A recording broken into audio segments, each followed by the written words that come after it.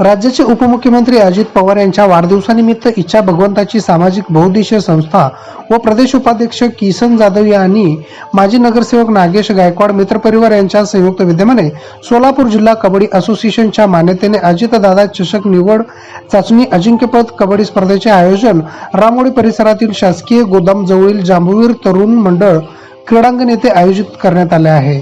यावेळी राष्ट्रवादीचे ज्येष्ठ नेते चंद्रकांत दायमा, माजी नगरसेवक तौफिक शेख, माजी नगरसेवक देवेंद्र भंडारे, अल्पसंख्याक आयोग सदस्य वसीम बुरहान, राष्ट्रवादी काँग्रेसचे प्रदेश सचिव इरफान शेख, मोची समाजाचे अध्यक्ष करेप्पा जंगम आदींच्या उपस्थितीमध्ये क्रीडांगणाचे विधिवत पूजन करून स्पर्धेचे उद्घाटन करण्यात आले। या अजिंक्यपद कबड्डी स्पर्धेमध्ये 50 संघांनी सहभाग नोंदवला आहे। यामध्ये 700 तरुण तर 200 खेळाडूंचा समावेश आहे। सर्व सामने हे मॅटवर खेळवले जात असून यासाठी इच्छा भगवंताची परिवाराच्या वतीने योग्य असे नियोजन करण्यात आले आहे।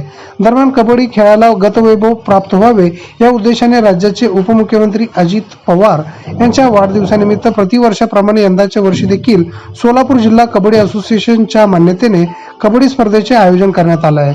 या स्पर्धेच्या माध्यमातून राज्यस्तरीय आंतरराष्ट्रीय खेळाडू तयार व्हावेत या दृष्टीने या स्पर्धेचे आयोजन करण्यात आल्याचे किसन जाधव यांनी सांगितले आहे। दरम्यान अजितदादा चषक निवड चाचणी व अजिंक्यपद कबड्डी स्पर्धा ही 5 दिवस चालणार असून या स्पर्धेस खेळाडूंनी उत्स्फूर्त प्रतिसाद दिला। यापुढील सर्व सामने व अंतिम सामना शंकर भवन उदय विकास प्रशाला शेजारी भूषणनगर लिंबियवाडी येथे होणार आहे।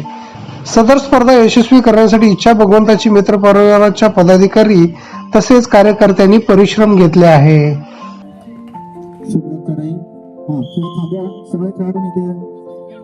खेळाडूकडे सगळे पटकन बसून घ्या।